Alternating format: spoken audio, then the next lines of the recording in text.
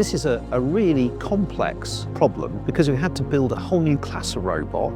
I think it's a game-changing technology. This will be transformational for mushroom farmers, reducing labour dependencies and farm costs. Every bit of it is unique. Every single bit of hardware has been designed, and then you've got to then layer in all the AI and the controls on top of it. We've run it through simulation, but the real world has so many challenges. It's a very complicated process. It requires huge and intensive training and technologies.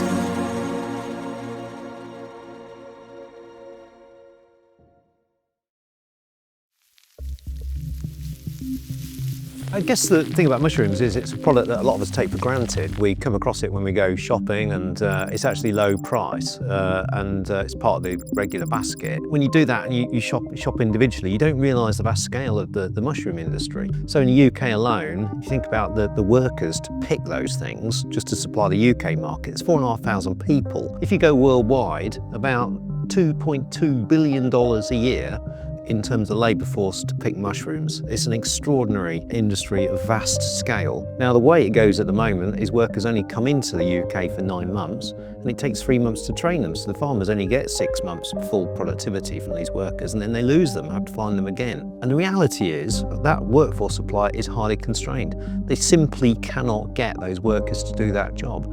And if you can't get those people, you've got to look for alternatives. And any cost increase goes straight onto our bills. That's you and me as consumer. Farmers can't absorb any cost price increases.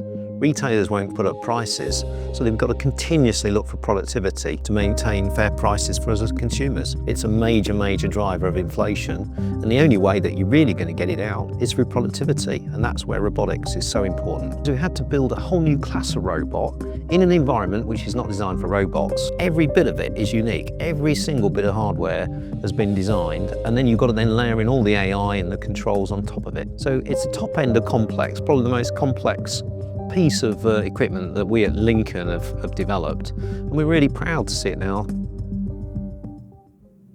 Mushroom harvesting is a vertical farming concept.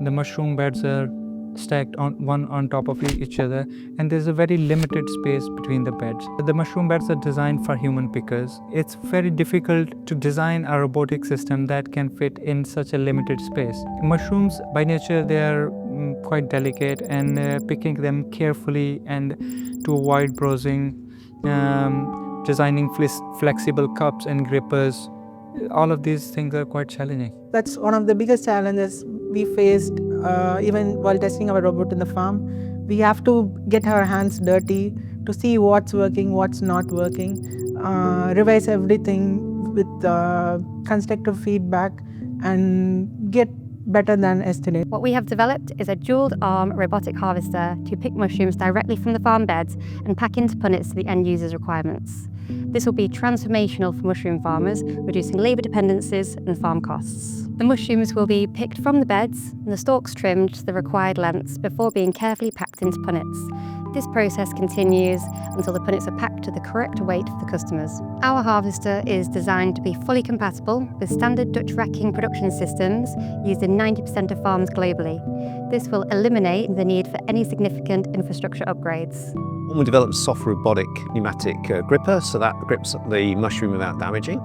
So that's a very unique application of soft robotics, and the materials that we use are very novel too. And then we have a novel robot system, so you've got two hands working together which don't collide, and that's very, very important. But the whole thing is bespoke, it's completely unique. So we do have a couple of vision models which we employ. One of it is to be able to detect the mushrooms, the other is to be able to estimate the orientation of the mushrooms. We're able to map the entire bed into a 3D world space, and we can tell the exact position, the XYZ positions of these mushrooms.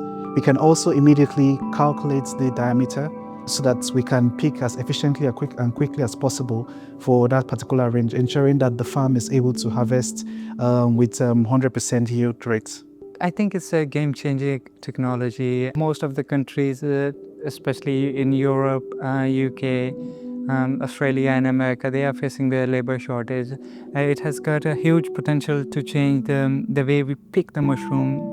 It just shows these technologies They're not short term, they're long term. You've got to keep at it, you've got to keep investing, you've got to keep innovating. But if you've got a target in mind, you can deliver. And I think that's what this team have done.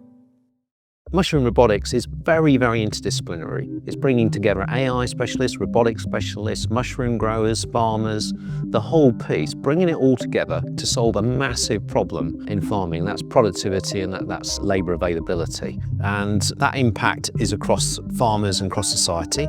So it's reducing food prices, taking inflation off, but it's also helping farmers be profitable. So the impacts are very, very significant. But for our scientists, it puts us on point. So it puts us right on the coalface, talking with farmers, understanding their problems, solving their problems together, and then we're learning with those farmers and improving the way that we research from all of that knowledge exchange that's going on. So it's absolutely critical.